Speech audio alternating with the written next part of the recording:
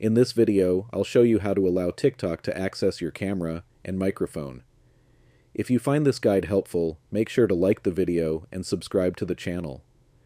In order to create TikTok content, the app needs permission to access your phone's camera and microphone. Here's how to grant those permissions. First, open the TikTok app and tap the plus button at the bottom of the screen to create a post. When you do this, TikTok may prompt you with a message asking to access your camera and microphone. If that happens, simply tap Open Settings and enable the necessary permissions. If you don't see the prompt, or if you want to manually adjust the settings, here's another way to do it. Find the TikTok app icon on your home screen or app drawer. Tap and hold on the icon, then select the Info I button from the pop-up.